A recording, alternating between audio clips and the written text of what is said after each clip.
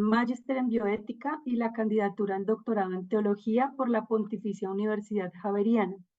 Tiene más de 20 años de experiencia como docente en diversas universidades y seminarios y actualmente se desempeña como vicerrector académico de la Fundación Universitaria Patricio Simes y como profesor e investigador del Instituto de Bioética de la Universidad Javeriana.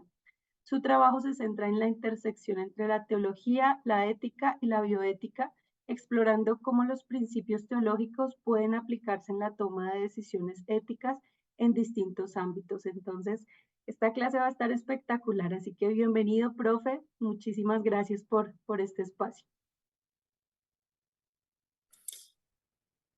Buenas noches, gracias Angie por la presentación y gracias a las Sociedades Bíblicas Unidas, la representación que hay de diferentes países acá. Muchas gracias por la invitación a participar en este espacio y por la invitación también a participar en este diplomado. Un saludo para todos los asistentes y bueno, esperamos que esta clase sea de mucha inspiración y también de mucho ánimo para ustedes en sus distintos quehaceres. Vamos a comenzar de una vez y voy a compartir entonces una presentación que he realizado precisamente para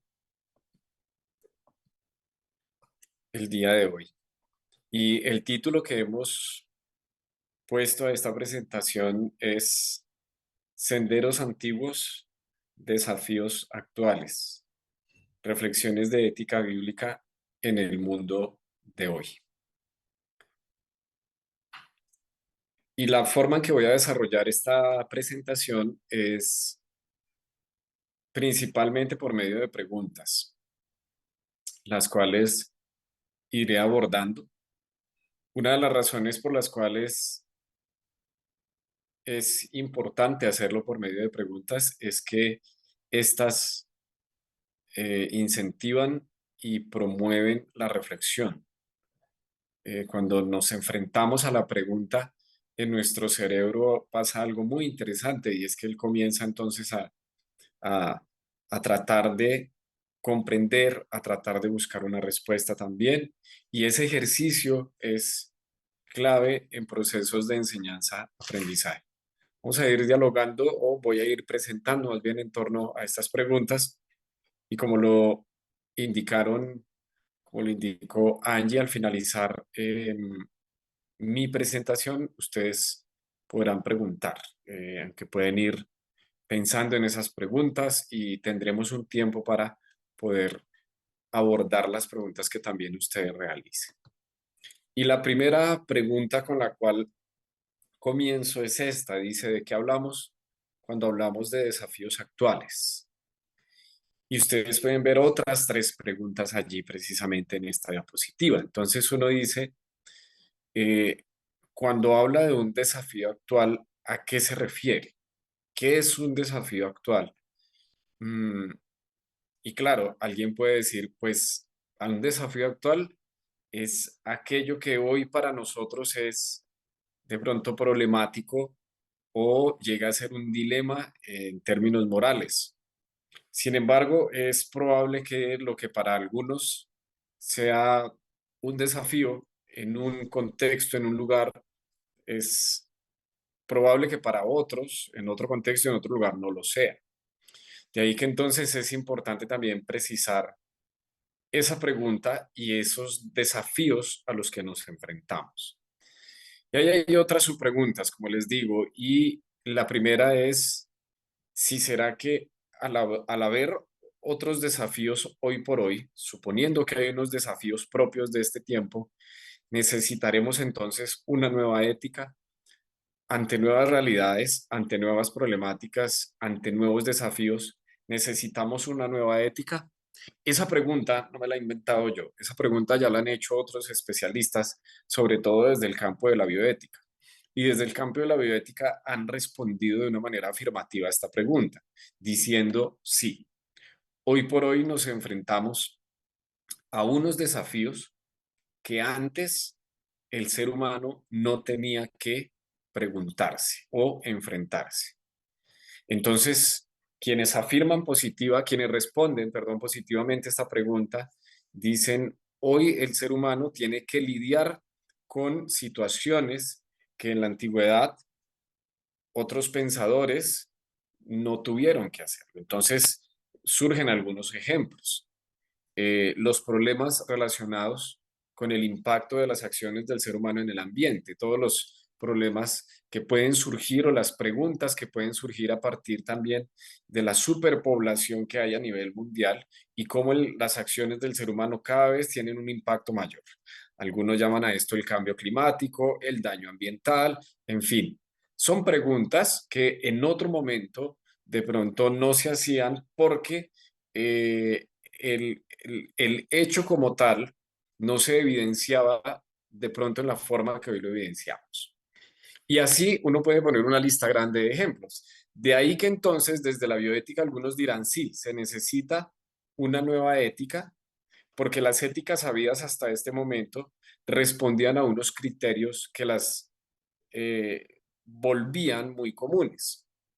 Y dos de esos criterios comunes de todas las éticas de todos los tiempos eran, en primer lugar, el alcance, es decir, hasta dónde el ser humano era responsable de sus acciones, hasta dónde llegaban sus acciones. Y en segundo lugar, en línea con ese punto, cómo afectaban el entorno también esas acciones.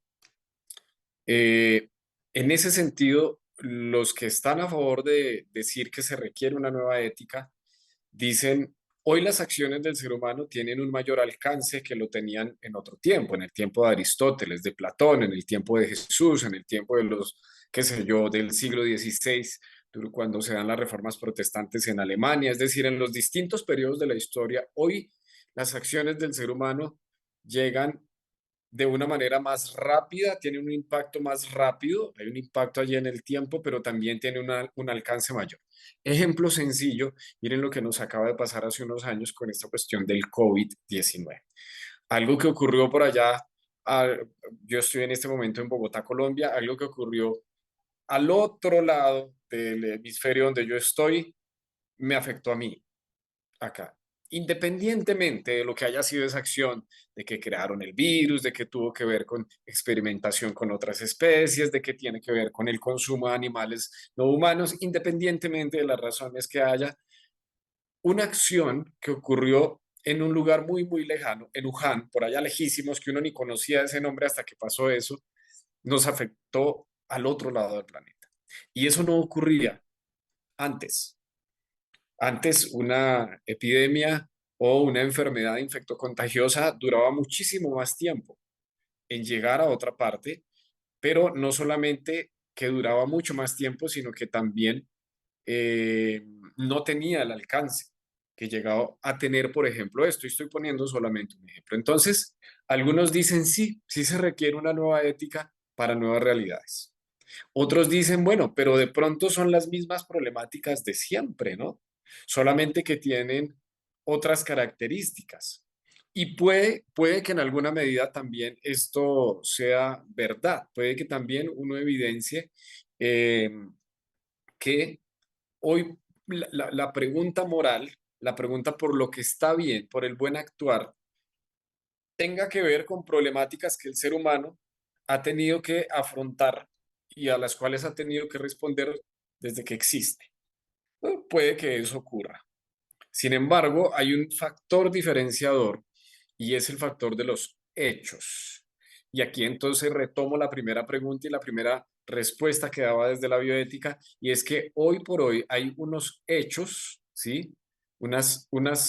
Cuando digo hechos me refiero a a unas situaciones concretas que pasan en el tiempo y en el espacio que antes no ocurrían y que no llegan a tener, repito, el mismo, el mismo impacto. Miren, por ejemplo, lo que estamos haciendo en este momento. Estamos teniendo un encuentro en tiempo real, de manera sincrónica, ¿cierto? En tiempo real, con personas de distintos países, cosa que unos años atrás no era posible. Eso entonces lleva a que hay un hecho y es que la comunicación hoy es diferente a en otro momento. Ah, pero el ser humano siempre se ha comunicado, sí, pero la forma en que hoy nos comunicamos es diferente. Entonces, sí nos encontramos con unas nuevas realidades, las cuales terminan siendo desafiantes. ¿Y por qué desafíos? Es la otra pregunta que tenemos allí. Porque el ser humano no se ubica en el lugar donde esté como un ser al cual no le afecta lo que pasa. El ser humano tiene la capacidad de preguntar. El ser humano tiene la capacidad de cuestionar. El ser humano tiene unas capacidades que otras especies no han desarrollado o que no poseen también. En ese sentido, entonces, el ser humano no se enfrenta a la vida como algo que no le afecta, sino todo lo que tiene que ver con vivir afecta a la existencia del ser humano. En ese sentido se convierte entonces en un desafío. Pero yendo un poquito más allá, en términos de lo que sería una ética bíblica, que es en torno a lo cual gira nuestro diplomado, entonces uno diría, el cristiano o la persona que se orienta por el texto bíblico no está parado, ubicado de una manera neutral ante las realidades que se viven, sino que las realidades que se viven, los hechos que se viven, que tienen en sí implicaciones también morales, demandan una respuesta de parte del ser humano, de parte del cristiano. El ser humano, cuando se enfrenta a algo, a un hecho, no lo hace, repito, de una manera neutral, sino que el ser humano tiene una capacidad y la capacidad de estimar. Esa capacidad de estimar, la cual también comparten otras especies en un menor grado, esa capacidad de estimar da la posibilidad de que el ser humano entonces valore. Es decir, lo digo en otros términos, y esto es algo que ya han dicho otros filósofos como Adela Cortina, por ejemplo, ella dice, nosotros los seres humanos desarrollamos la capacidad de valorar y de valorar moralmente, porque hay distintas formas de valorar, desarrollamos la capacidad de valorar moralmente gracias o debido a nuestra capacidad de estimar. Es decir, cuando nos enfrentamos a algo que contiene o tiene una implicación moral, nosotros o nos sentimos atraídos por eso o sentimos cierto, como que nos repele también eso, pero no estamos de una manera neutral ante eso. Entonces son desafíos porque invitan a que el ser humano, y en este caso desde una ética cristiana o desde una ética bíblica, entonces piense y decida de acuerdo a su sistema de valores cuál será un buen actuar. En segundo lugar, la otra pregunta rectora de esta clase es ¿de qué hablamos cuando hablamos de ética?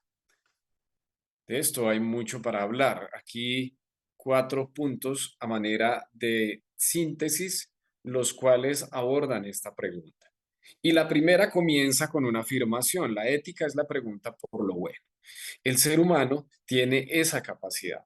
El ser humano tiene la capacidad de preguntar, interrogar, cuestionar por lo que está bien, por lo que está mal. El ser humano tiene esa capacidad. El ser humano en ese sentido es un ser estructuralmente moral.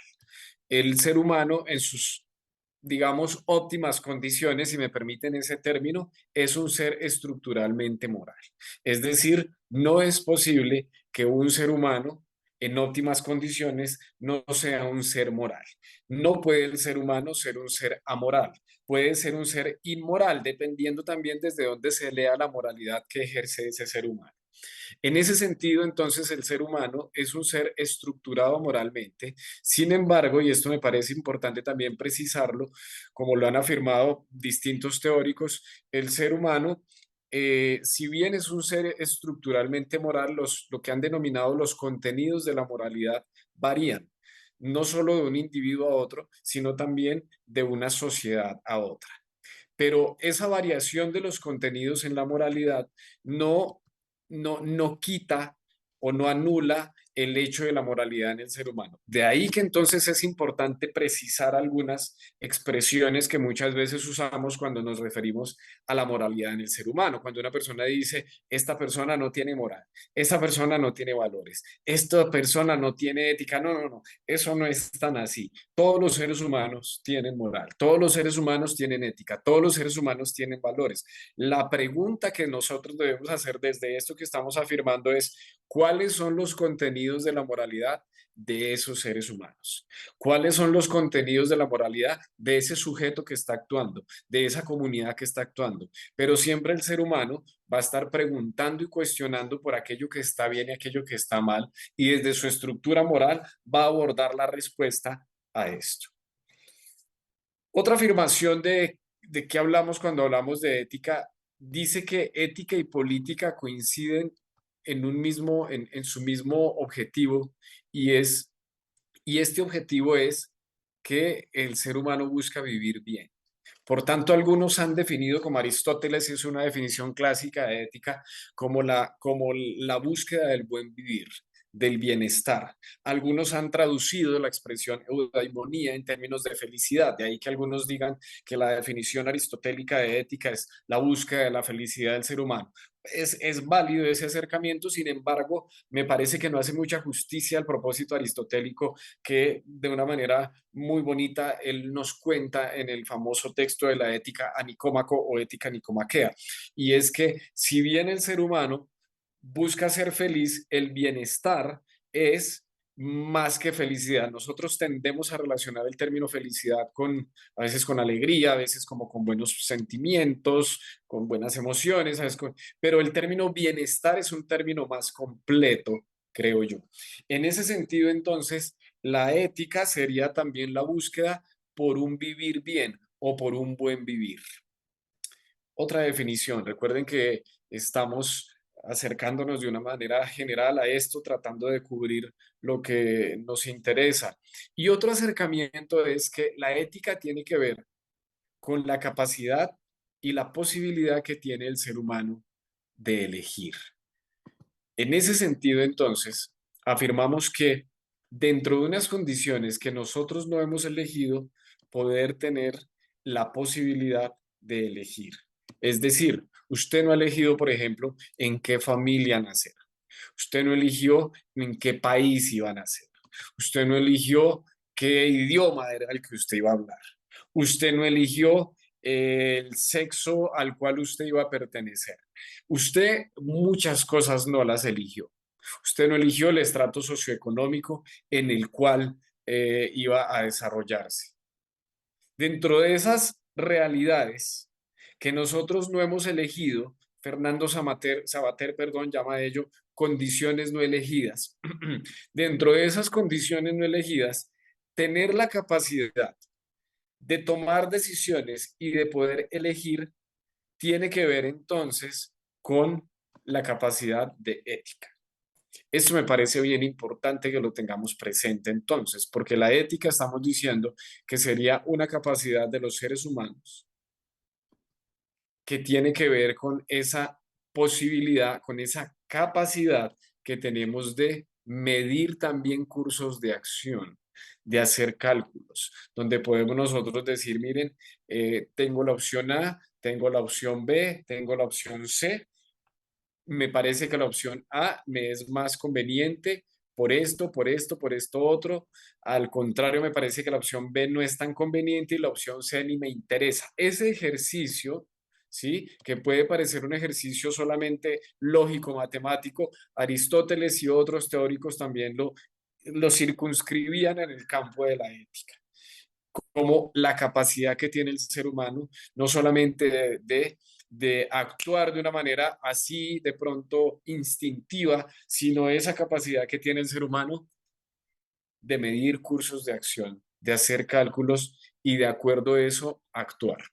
Ahora bien, solamente una notica allí, conocer un curso de acción o poder medir o calcular un curso de acción no necesariamente implica que sigamos esos cursos de acción. Por eso estamos hablando en términos de la capacidad que tenemos D. Y finalmente, otra definición que me parece bonita para traer aquí con relación a ética es esa capacidad que tenemos de comprender al otro.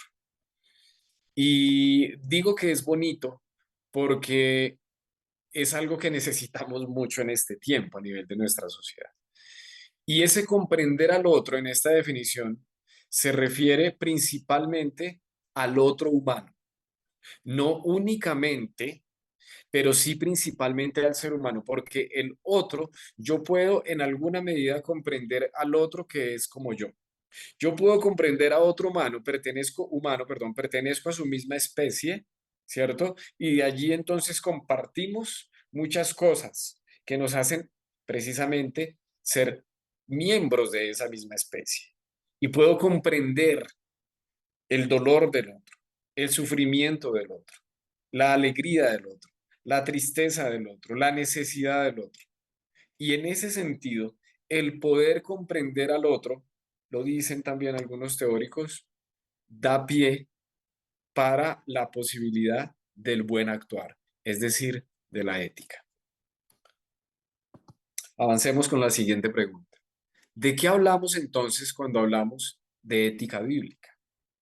Muy bien, hablar de ética bíblica, teniendo presente el trasfondo que hemos venido mencionando, hablar de ética bíblica entonces es un desafío en sí, porque cuando nosotros nos acercamos al texto bíblico, como lo afirmaba ahorita, cuando nos acercamos a algo, nosotros no lo hacemos de una manera neutral.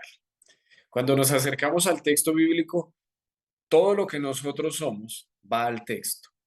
Nuestras ideas, nuestros pensamientos, nuestras emociones, nuestras necesidades, nuestras carencias, nuestro género, nuestros problemas, nuestro estrés, nuestro afán, todo eso hace parte de quien lee el texto. Es lo que los especialistas en Biblia han llamado el sujeto hermenéutico. Es decir, quién interroga el texto, quién le hace preguntas al texto. Ese quién no solamente hace referencia a un individuo, ese quién como sujeto hermenéutico puede hacer referencia a un grupo mayor, ¿sí? A un colectivo, por decirlo en otros términos.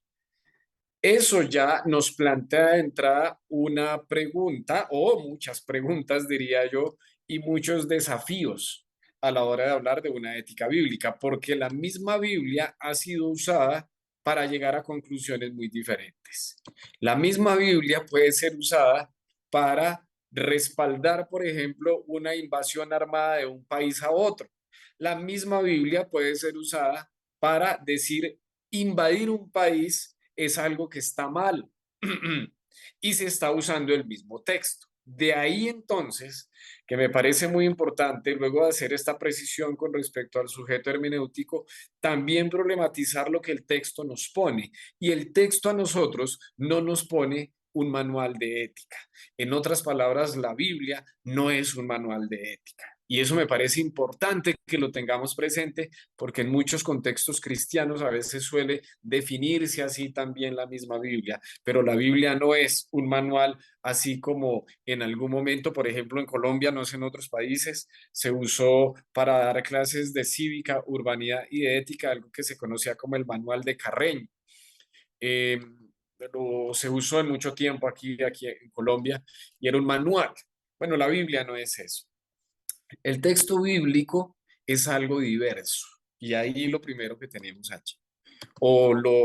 Sí, lo primero luego de haber problematizado lo relacionado con el sujeto hermenéutico. El texto bíblico es algo diverso. ¿Qué quiere decir eso? Que de hecho eso debería haberlo puesto en plural. Los textos bíblicos, es decir, tenemos una variedad, una riqueza de textos en la Biblia que responden a distintos momentos sociales, culturales, políticos, económicos del pueblo de Israel, pero también de otros pueblos, de otras comunidades. Eso entonces lleva a esa diversidad del texto bíblico, lleva a mostrarnos, nos muestra que el texto en sí no es un conjunto de normas o de principios, como a veces lo quieren ver. De ahí el tercer punto que aparece allí, la necesidad que tenemos nosotros de hacer una buena exégesis. Y la necesidad de exégesis, el término exégesis quiere decir precisamente estudiar científicamente el texto bíblico, valerse también de otras herramientas con las cuales yo estudio el texto bíblico, herramientas como la filología, por ejemplo, que es tan importante en esto del estudio de los idiomas, del idioma hebreo, del idioma griego, pero también de otras herramientas, de otras disciplinas que me ayudan a mí a entender esos contextos históricos, esos contextos sociales, políticos, económicos, culturales que el texto tiene. Y esto entonces me debe llevar a mí a una comprensión ética. De ahí que, y esto es muy importante, me parece a mí que lo tengamos en cuenta, que una buena ética bíblica va a depender de una buena exégesis bíblica. En la medida en que nuestra exégesis bíblica esté lejos de las características propias de los textos, nuestro acercamiento ético puede también estar alterado, porque el primer momento de ética al que nosotros nos acercamos, aparte del mismo sujeto hermenéutico, es decir, aparte desde el cual, al cual yo pertenezco, desde el que yo estoy haciendo las preguntas, como sujeto que observa, como sujeto que cuestiona, aparte de eso, el primer momento que le interesa al que estudia la Biblia es la comunidad receptora de ese texto. Entonces, cuando miramos que el texto bíblico dice, no hagas tal cosa o no permito que se haga tal cosa, ¿a quién se le estaba diciendo eso? ¿Cuándo se le estaba diciendo eso? ¿Por qué se le estaba diciendo eso? ¿Cuál era el ambiente social en el que se decía eso?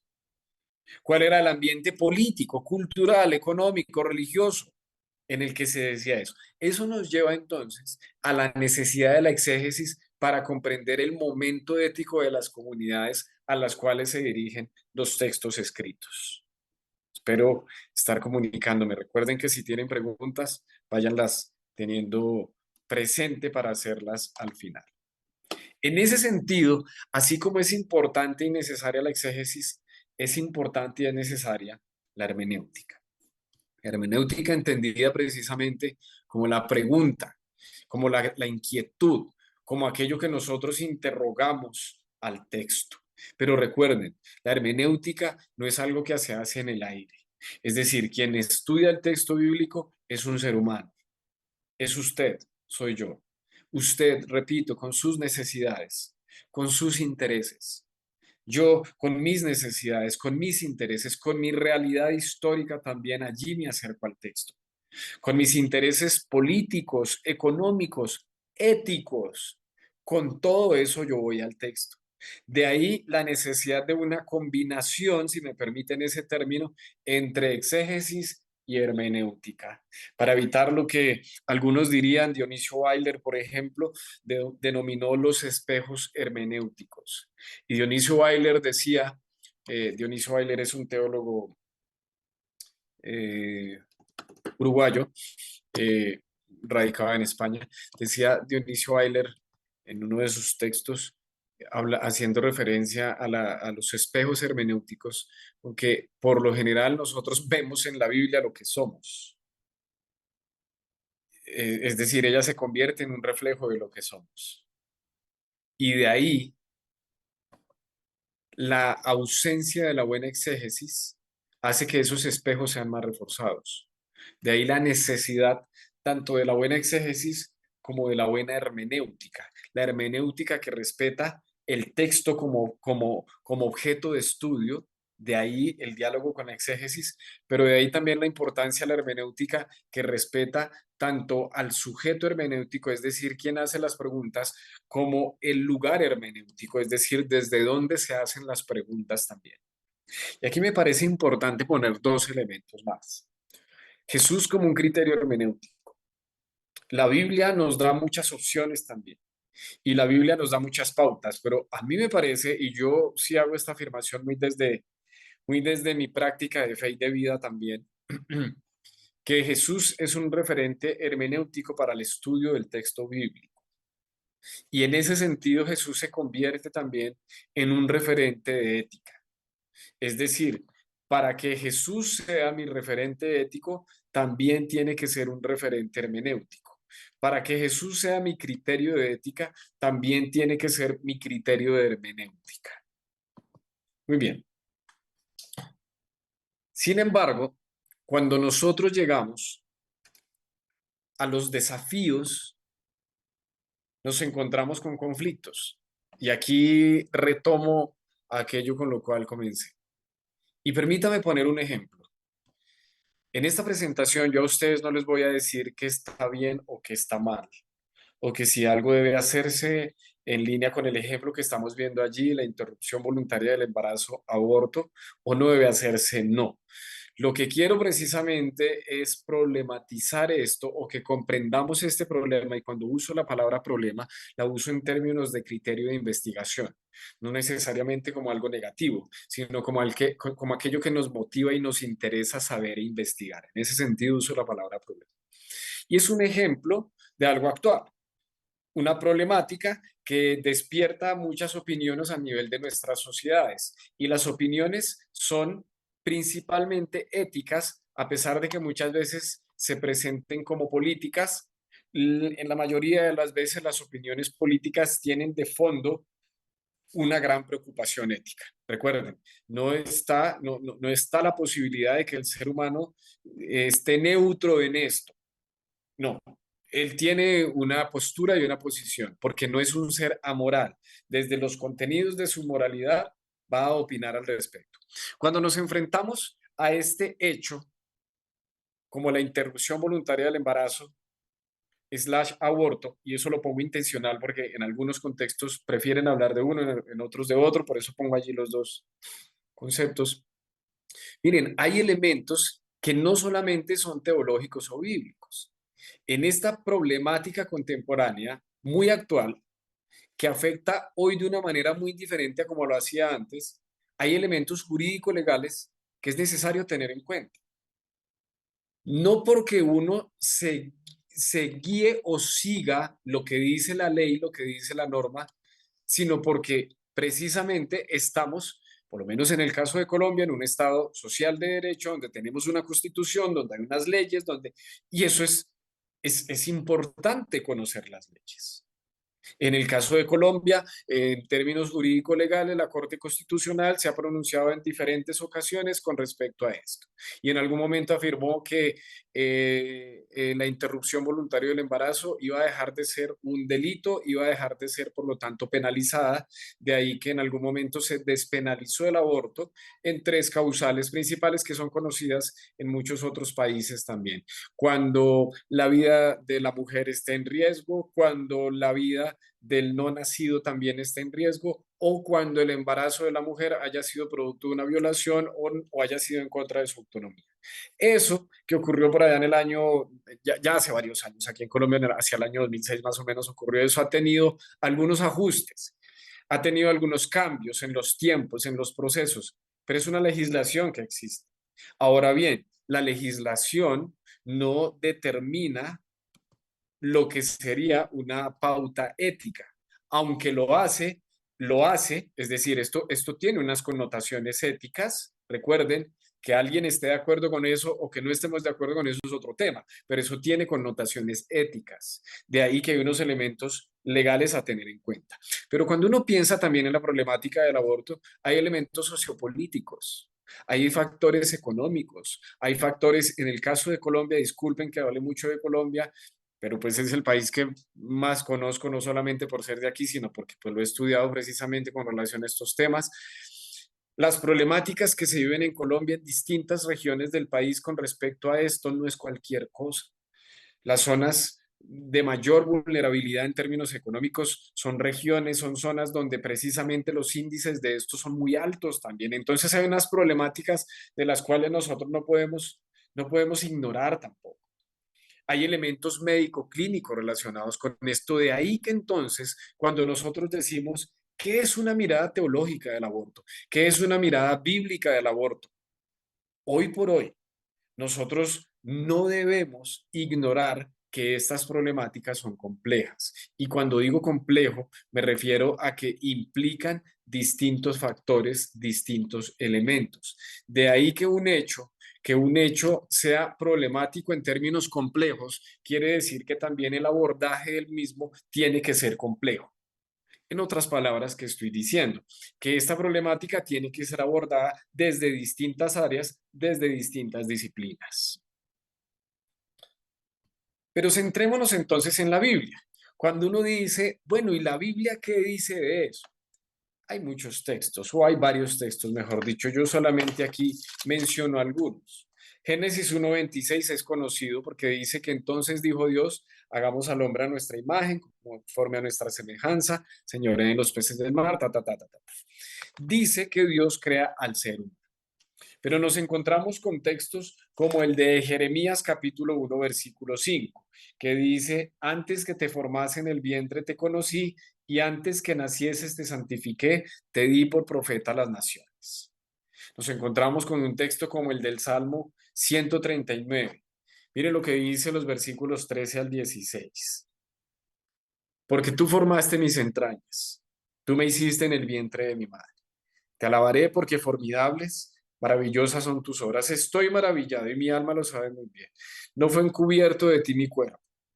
Bien que en oculto fui formado y entretejido en lo más profundo de la tierra.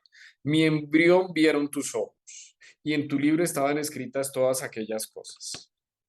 Job capítulo 31. Yo solamente estoy leyendo, obviamente no estamos haciendo una exégesis de estos textos, solamente estoy mencionando versículos donde aparecen precisamente temas muy relacionados pues con lo que estamos mencionando. Y Job en el capítulo 31 versículo 15 dice, el que en el vientre me hizo a mí, no lo hizo a él, y no nos dispuso uno mismo en la matriz. Éxodo, en la Torá, la legislación que tenemos de Moisés en el capítulo 21, versículos 22 al 25, tiene unas leyes con relación a esto. Miren lo que dice estos 4 versículos. Éxodo 21, versículos 22 al 25. Si algunos riñeren, pelearan, e hirieren a mujer embarazada, y ésta abortare, pero sin haber muerte, serán penados conforme a lo que les impusiera el marido de la mujer y juzgaren los jueces. Pero si hubiere muerte, entonces pagarás vida por vida, ojo por ojo, diente por diente, mano por mano, pie por pie, quemadura por quemadura, herida por herida, golpe por golpe. Eclesiastés también en el capítulo 6 menciona algo relacionado con esto. Eclesiastés en el capítulo 6, versículos 3 al 5 dice, aunque el hombre engendrare 100 hijos y viviere muchos años, y los días de su edad fueron numerosos, si su alma no se sació del bien y también careció de sepultura, yo digo que un abortivo es mejor que él, porque este en vano viene y las tinieblas y a las tinieblas va y con tinieblas su nombre es cubierto. Además no ha visto el sol ni lo ha conocido, pero reposo tiene este, más reposo tiene este que aquel.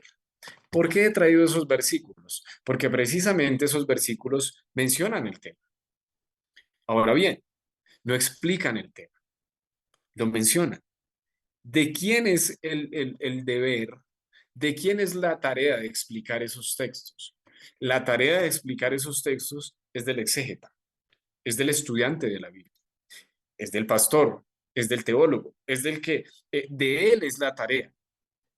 ¿Sí? ¿Por qué menciono eso y por qué hago estos énfasis en esa forma? Porque estamos muchas veces acostumbrados simplemente a decir, no, mire, es que la Biblia dice tal cosa, entonces por esto tal, pero no estudiamos.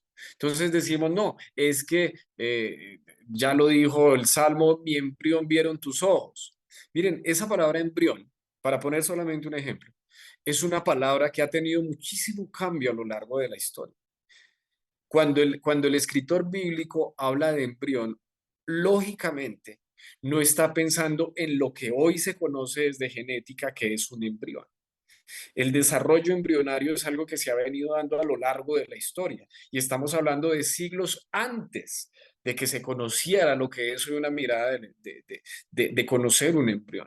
De ahí que entonces una exégesis del texto bíblico muy juiciosa tiene que no aplicar, por ejemplo, anacronismos al texto bíblico, es decir, atribuir categorías de este tiempo cuando el texto bíblico ni siquiera los incluye. De ahí, repito, la necesidad y la importancia de remontarnos a una buena exégesis. Finalmente, yo les decía a ustedes, Jesús debe ser un criterio tanto de hermenéutica como de ética. Y alguien entonces dirá, pero Jesús no dijo nada acerca del aborto. Y efectivamente así fue. Y el Nuevo Testamento, y eso pasa con muchos temas. Jesús no se refirió al cambio climático tampoco. Entonces uno dice, entonces eso es insuficiente. Y recuerden el título de esta conferencia que decía Senderos Antiguos. Me pareció bellísima esa expresión, porque quiere decir que entonces esos caminos nos pueden orientar también. Si bien es cierto, ustedes pueden leer allí, como ocurre también con otros temas, los evangelios no desarrollan una temática del aborto o una teología del aborto. Sin embargo, sí encontramos enseñanzas y acciones de Jesús que tienen que ver con estos temas, que tienen que ver con esta problemática. Asuntos, enseñanzas, acciones relacionados con, por ejemplo, las mujeres. Y si alguien es importante en este tema del aborto, obviamente son las mujeres. Pero también Jesús se refiere a las niñas y a los niños. Pero Jesús también se refiere a los más vulnerables. Pero Jesús también se refiere a asuntos relacionados con el cuerpo. Pero Jesús también se refiere a aspectos relacionados con la vida. De ahí que entonces nosotros tenemos elementos que nos pueden orientar a nosotros para lo que podría ser una teología con respecto a el aborto. Pero el ejercicio es un ejercicio que debe pasar por una práctica exegética y por una práctica hermenéutica juiciosa del texto bíblico, tomando como referente para poder hablar no solamente de una ética bíblica, sino de lo que sería también una ética cristiana. Tendría que pasar esto entonces por el filtro de Jesús. Y si Jesús no lo menciona de una manera explícita, es tarea entonces del exégeta, del teólogo, mirar entonces cómo se acerca a esa problemática y a partir de lo que el texto nos da, llegar a unas conclusiones o por lo menos a unas recomendaciones. Muchas gracias. Muchas gracias, profesor Santiago, por esta ponencia. Vamos a tener un tiempo también de preguntas. Les invitamos a que ustedes puedan escribir en el chat. Y antes de pasar a las preguntas, permítanme compartirles y hablarles acerca de este diplomado en Ética Bíblica y Dignidad Humana. Ese diplomado va a estar iniciando el día martes 16 de abril. Se van a desarrollar las clases 2 veces por semana, los días martes y los días jueves en el horario de la noche. Dependiendo del país en el cual te encuentres, si estás en Ecuador, en Colombia, en Perú, las clases son de 7:30 a 9:30. Pero si estás en Bolivia, es una hora después. Empezamos a las 8:30 a 10:30. Y si estás en Guatemala, en Centroamérica, las clases son de 6:30 hasta las 8:30. Muy bien, permítanme leerte estas generalidades de este diplomado. Este es un programa que tiene por objetivo principal promover una profunda comprensión de los principios bíblicos que están relacionados con la ética, la vida, la dignidad humana, los derechos humanos, la identidad y la familia. Además, ofrece a los participantes las herramientas necesarias para abordar dichos temas desde una perspectiva bíblica y de esta manera poder contribuir de manera significativa a la promoción de valores éticos y morales cristianos en la sociedad. A continuación vamos a ver los 8 cursos que va a desarrollar este diplomado, tales como fundamentos bíblicos de la vida y la dignidad humana, ética bíblica y la toma de decisiones relacionadas con la vida, ética familiar y resolución de conflictos, la crianza de los hijos desde una ética bíblica, derechos humanos y Biblia, la justicia y la Biblia, sexo, género y sexualidad y desafíos contemporáneos.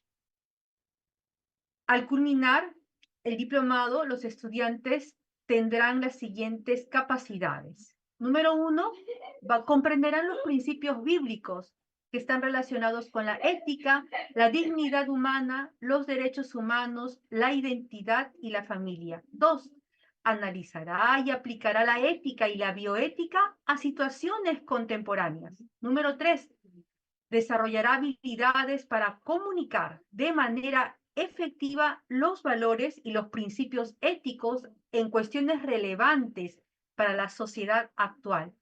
Y 4, promoverá la defensa de la vida y la dignidad humana en sus comunidades y círculos de influencia. Al culminar, nuestros estudiantes recibirán una certificación por las Sociedades Bíblicas Unidas.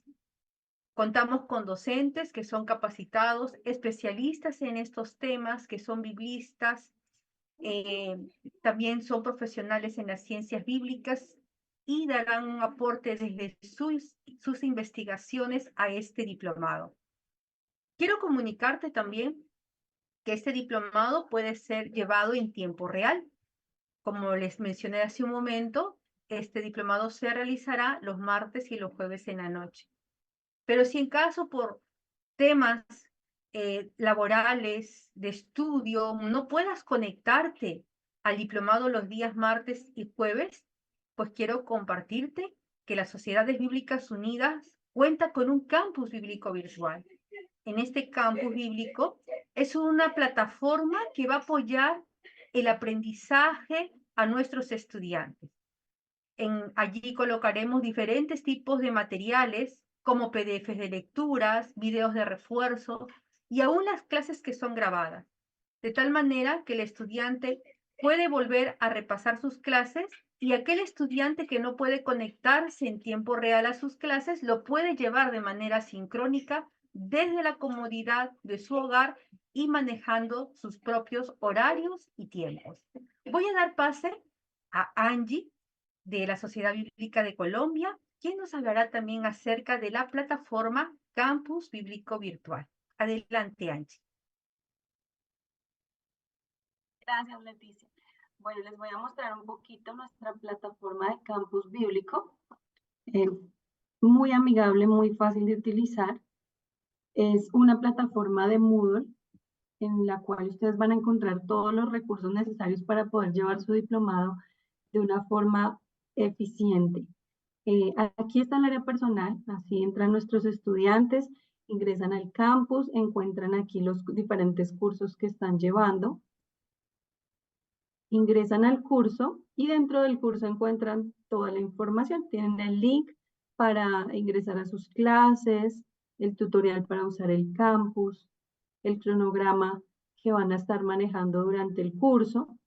Y en cada clase siempre van a encontrar un foro en el que van a poder estar interactuando con el profesor en caso de que, por ejemplo, no puedan tomar la clase en vivo y queden con dudas durante la clase grabada.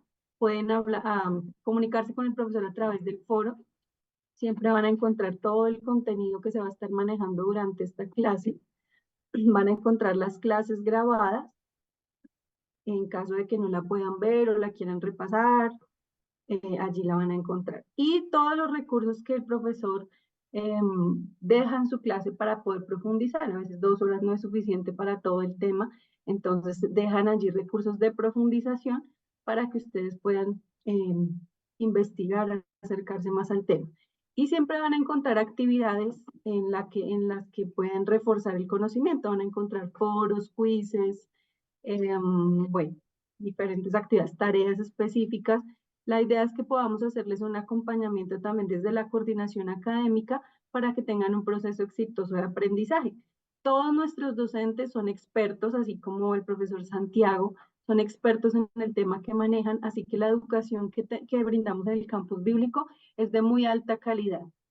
Así que los invitamos, tenemos los brazos abiertos para los que se quieran unir a nosotros en este diplomado de ética bíblica y crear un impacto positivo en nuestra sociedad, en nuestro entorno.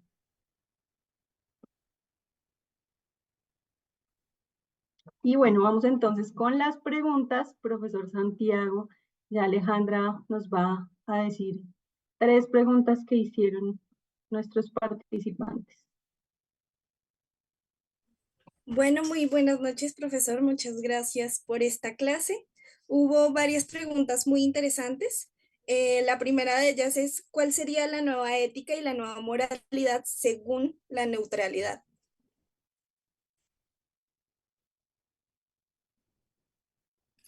¿Cuál sería la nueva ética y la nueva que Moralidad según la neutralidad, según un panorama neutral. ya, yo creo que no, como les decía en la presentación, no está esa posibilidad, o sea, no existe la posibilidad de que seamos neutrales frente a hechos que así lo demandan. El ser humano opta y a partir de la capacidad que tiene precisamente de tomar decisiones, lo hace, pero no hay una neutralidad al respecto. Es importante siempre entonces mirar más bien qué es lo que está, cuáles son los contenidos de esas opiniones pero no, el ser humano no se puede, no se queda hecho ahí como que si eso no le afectara. Precisamente eso nos hace ser seres humanos y es que ante los hechos, las situaciones, eh, respondemos. Muchas gracias, profesor. La segunda pregunta es, en un mundo donde impera el relativismo en el pensamiento común, ¿cómo podemos establecer un marco ético bíblico objetivo? Muy bonita pregunta es. Precisamente yo creo que el texto bíblico y una hermenéutica muy cristocéntrica, si me permiten esa expresión, puede servir como como un referente en el cual entonces no todo cabe. Hay una expresión que se usa bueno, en algunas corrientes hermenéuticas y es la importancia de filtrar todo por el filtro de Jesús. Y cuando decimos que filtramos, no sé si todos entienden ese término como un filtro, es como usar algo como para cernir, como para que no todo pasa por ahí. Es decir, Jesús sirve de filtro, no solo de las opiniones hoy por hoy, sino incluso de la misma Biblia. El mismo Jesús cuando dice, ustedes oyeron que fue dicho tal cosa, pero yo les digo, ustedes oyeron que fue dicho ojo por ojo, diente por diente, pero yo les digo, ese pero yo les digo debe ser también un pero nuestro. Ese pero yo les digo debe ser también una pauta hermenéutica que uno podría decir cristocéntrica. En ese sentido, allí tendríamos un marco de referencia en el cual todo no va a ser legitimado. Muchísimas gracias, profesor. Varias personas han preguntado esto porque usted mencionó que la Biblia no tiene que ver con la ética. ¿Podría aclararnos un poco más esta idea para que todos puedan entenderla con más claridad? Claro que sí, claro, y gracias por hacerla. No, yo no dije nunca que la Biblia no tenía que ver con la ética. Yo lo que dije es que la Biblia no era un libro de ética y que no era un manual de ética. Eso es diferente. Pero la Biblia en sí está llena de relatos de ética.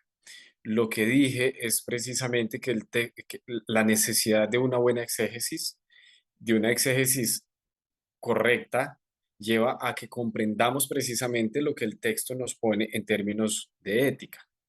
Tomar a Jesús como un referente, como un criterio hermenéutico exegético, es también un criterio de ética.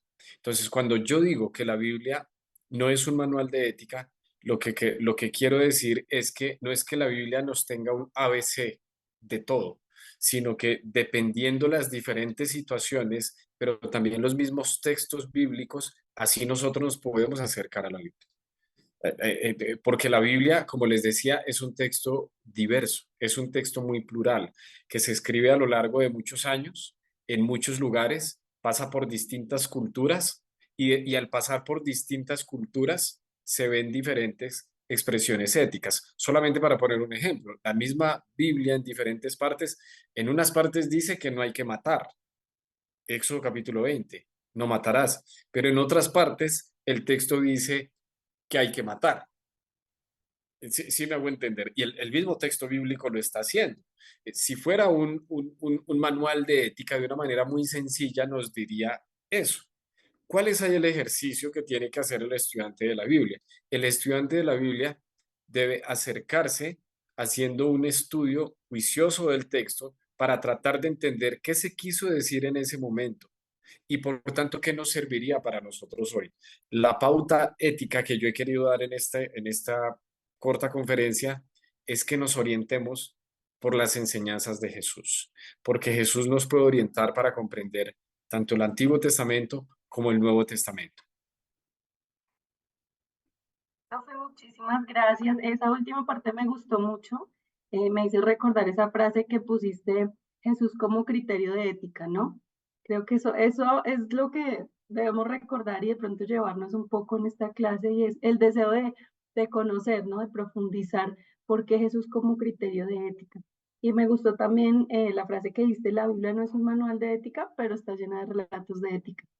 Me encantó. Entonces, pues muchísimas gracias, profe. Estamos muy animados, muy emocionados de iniciar nuestro diplomado.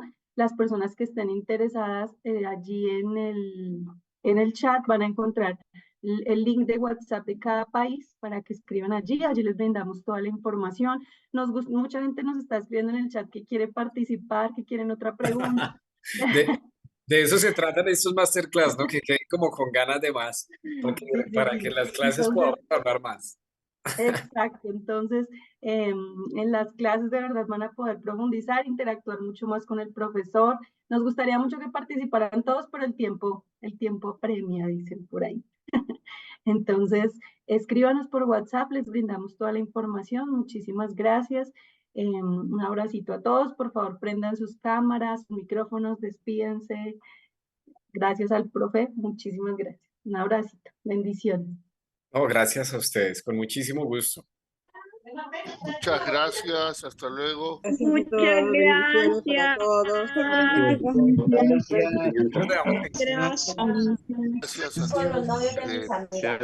Marca. De Colombia, muchas bendiciones. Gracias.